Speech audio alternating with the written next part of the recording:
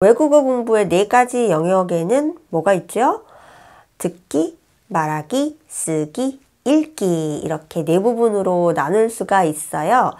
이 4부분을 조금씩 여러분들이 공부를 하셔야 되는데 지금 그렇게 조금씩 공부를 하고 계시나요? 오늘은요, 쓰기, 작문하기에 도전을 좀 해보도록 할까요? 저는 중국어 공부와 일상을 구분하지 않아요. 무슨 얘기냐면 우리가 하루에 몇 시간 정도 할애해서 외국어 공부를 하잖아요. 뭐 영어를 하든 일본어를 하든 중국어를 하든. 그러니까 저도 매일매일 조금씩 공부를 한다고 중국어 고수의 공부 방법에서 제가 알려드렸었죠. 그렇게 공부하는 시간 외에는 공부 안 해가 아니라 저는 사실은 공부 시간과 일상을 구분하지 않아요. 그러니까 공부를 하지 않는 시간에도 중국어를 생각하고 있다는 얘기예요. 영어를 공부할 때 이 영어 표현을 중국어로는 어떻게 표현하면 좋을까? 이런 생각 자주 하고요. 책을 읽다가도 이런 표현 중국어로 있나? 하고 이렇게 인터넷을 찾아보기도 하고요. 여러분들도 이렇게 중국어를 공부하는 시간 외에도 중국어에 대해서 관심을 갖고 있으세요? 오늘은요, 제 일상일기를 중국어로 바꿔보는 작문을 하도록 할게요. 작문이라고 해서 아주 길고 어려운 것이 아니라요. 아주 간단한 문장을 중국어로 바꿔볼 건데요. 우선 먼저 한국어를 제가 보여드릴 거예요. 그럼 한국어를 보시고 각자 그냥 뭐 종이를 꺼내서 적어보셔도 좋고 아니면 그냥 눈으로 한번 만들어 보는 거죠. 할 수 있는 만큼만 해본 다음에 저랑 같이 한 문장씩 중국어로 바꿔볼게요.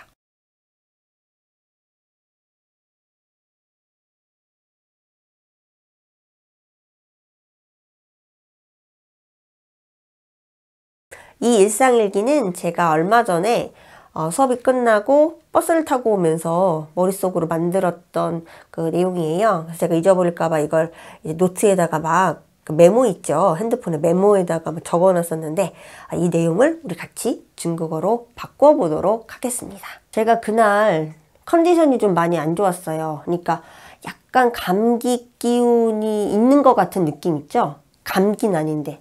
그러면서 막 너무 피곤하고 졸립고 막 그런 날이었는데 그래서 이렇게 작문을 좀 하고 싶었었나 봐요. 자, 그럼 첫 번째 문장을 볼게요. 날씨가 갑자기 추워져서 그런지 감기에 걸린 느낌이다.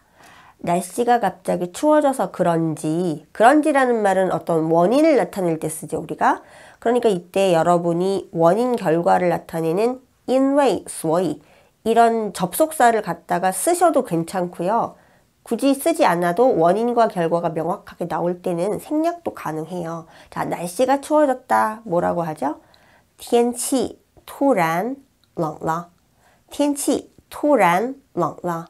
天气는 사실 없어도 돼요. 突然冷了. 갑자기 추워졌다. 얘기죠? 冷了 하면은 여기서 러는 변화를 나타내요. 추워졌다. 그래서 감기에 걸린 느낌이다. 감기에 걸린 느낌이었다. 자, 이걸 뭐라고 할까요? 어떤 느낌. 네, 육감의 그런 것 같아. 그럴 때는요, 이 동사를 쓰시면 돼요. 感觉. 얘는 명사, 동사 다 되거든요. 동사로 쓸 때 문장의 맨 앞에 쓰시면 돼요. 내 느낌에 제가 날 좋아해. 자, 이걸 感觉로 만들어 볼까요? 그럼 그가 날 좋아한다면 뭐라고 그래요? 他喜欢我. 맨 앞에 感觉쓰세요. 感觉我感觉他喜欢我. 내 느낌에. 이 간죄를 쓸 때 중요한 것이 내 육감적인 느낌적인 느낌? 이럴 때 간죄를 쓰시는 거예요. 간죄에 감기에 걸린 것 같다. 감기에 걸렸다가 아니라 걸린 것 같다. 이때 뭐 쓰면 좋을까요? 네, 好像이라는 부사를 쓰시면 돼요. 好像은요, 마치 어떤 상황이 그런 것 같다. 주관적인 어떤 판단 같은 거, 그러니까 아주 명확한 건 아닌데 어떤 판단을 내릴 때 이런 것 같아 라는 본인의 어떤 생각이나 느낌 같은 걸 말할 때 쓰시면 돼요. 好像感冒了. 感冒하면 감기라는 명사도 되고요. 감기에 걸리다 라는 동사도 돼요. 感觉好像感冒了. 느낌이 감기에 걸린 것 같아. 감기에 걸린 느낌이야. 이렇게 얘기하시면 돼요. 好像 연습 조금 더 해볼까요? 그 사람은 한국 사람 같아요. 他好像是韩国人. 他好像是 한국인. 내가 보니까 저 사람 한국 사람 같아. 비가 내릴 것 같아.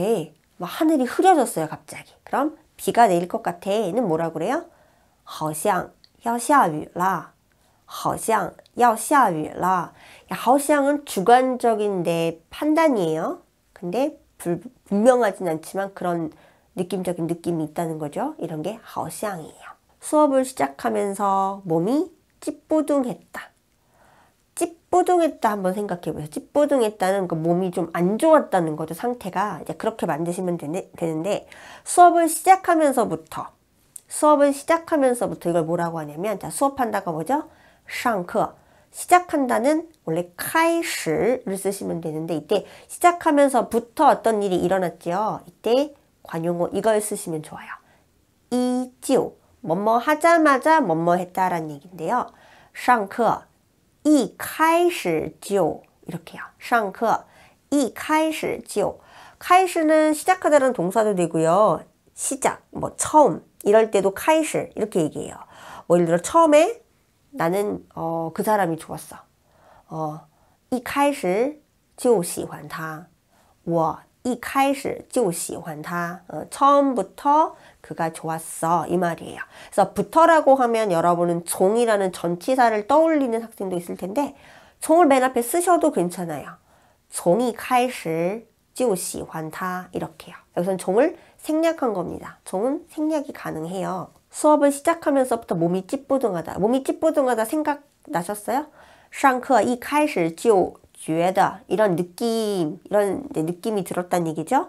身体不太舒服. 몸이 찌뿌둥한 게 뭐죠? 뭐 감기에 걸릴 것 같고 몸이 약간 쑤실 것 같고 막 몸이 약간 컨디션 안 좋은 걸 찌뿌둥하다고 하잖아요. 중국어로는 뭐 여러 가지 표현이 있겠지만 이 표현을 쓰시면 좋아요. 身体不太舒服. 身体不太舒服. 이게 몸이 찌뿌둥한 거예요. 그러니까 몸이 별로 상태가 좋지 않다라는 얘기예요. 열은 안 나는데 온몸에 힘이 없고 졸리기까지 하다. 진짜 이날 수업하는데 막 눈이 안 떠지고 너무 졸려가지고 하품 엄청 했거든요. 뒤돌아서. 그래도 학생들이 다 눈치챘을 거야. 열은 안 났다. 열나다가 뭐예요? 중국어로? 发烧. 发烧. 发烧了 하면 열이 났어 라는 얘기죠. 열이 안 났으니까 매일을 쓰시는 거예요. 没发烧. 没发烧. 열은 안 났는데 온몸에 힘이 없어요. 이 온몸을 뭐라 그래요? 온몸도 표현하는 것이 몇 가지 있는데요. 이 단어 한번 써볼까요? 浑身. 浑身. 이 浑身은요, 全身하고 거의 비슷한 표현이라고 보면 돼요. 没发烧. 그런데 하니까 여기 접속사 但是 可是 같은 접속사를 붙여주면 좋겠죠? 但是 浑身 힘이 없다. 힘을 한번 찾아보시면 돼요, 사전에서. 리치도 있고요. 劲儿이란 단어도 있을 거예요. 저는 劲儿한번 써볼게요. 没劲儿. 没劲儿. 浑身没劲儿. 온몸에 힘 한 알갱이도 없어. 힘이 없어. 이럴 때 이렇게 말해요. 没力气도 되고 没劲儿도 괜찮습니다. 이때 찐 뒤에 어를 붙여야 힘이고요. 대륙에서는 재미없다를 没劲 이렇게 말하기도 해요. 그래서 힘과 재미를 구분하기 위해서 힘이라고 할 땐 어를 붙여서 발음해주세요. 온몸에 힘이 없고 게다가 졸리기까지 해요. 그러니까 이런 상태에다가 더 나아가서 이렇게까지 하다. 이 까지를 뭐 쓰면 되는 줄 아세요? 바로 이 부사가 그 역할을 하는데요. 하이라는 부사 쓰시면 돼요. 이런 데다가 또 이런 일까지 있다는 얘기예요. 还很困. 还很困. 浑身没劲儿. 还很困.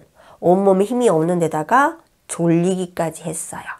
하이는 원래 있는 데다가 좀 더 한 발짝 더 나아간다는 얘기잖아요. 뭐 예를 들어 나는 중국어 배우는 걸 좋아하는 데다가 영어 배우는 것도 좋아요. 그럼 뭐라 그래요?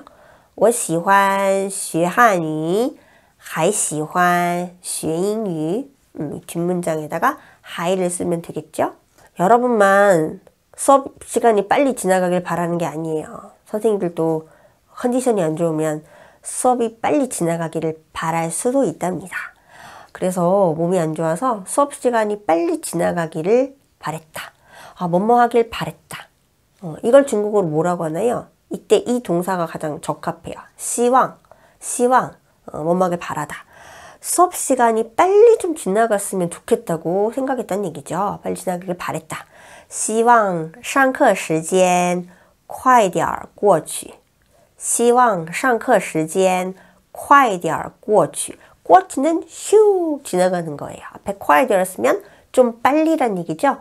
뒤엔 앞에 아무것도 없으면 이가 생략된 거 알고 있으시죠? 快点过去빨리 지나가기를 바랬다. 그러니까 열은 안 나는데 没发烧但是浑身没劲儿还很困希望上课时间快点过去 그렇게 빨리 지나가기를 바라는 날은 또 수업이 시간이 더뎌 또 안 지나가요. 집으로 돌아가는 차 안에서 계속 졸았다. 그날 진짜 엄청나게 버스에서 졸았는데 자 집으로 돌아가는 차 안에서 아 어렵다 그쵸? 집으로 돌아간다가 뭐죠?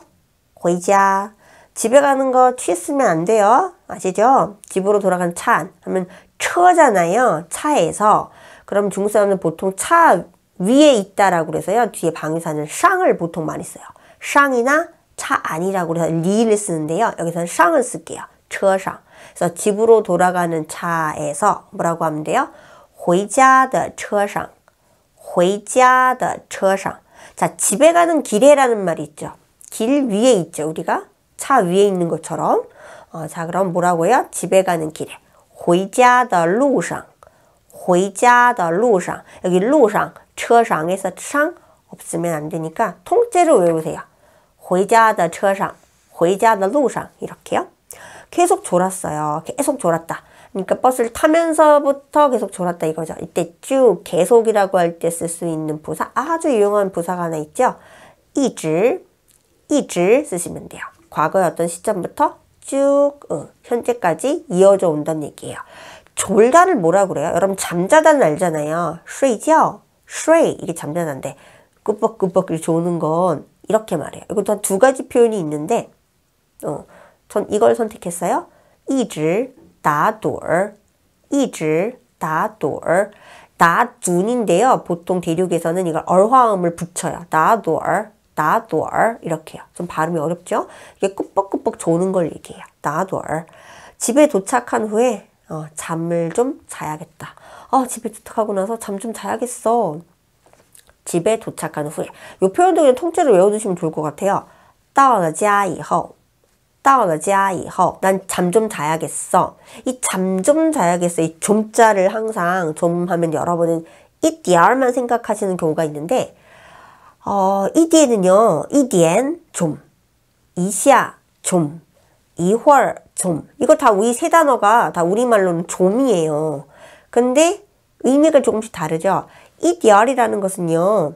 보통 비교적인 의미에 쓰거나 아니면 명사 양이에요. 수량을 나타내는데요. 잠을 좀 잔다라고 할 때 이 디얼 쓸 수 없어요.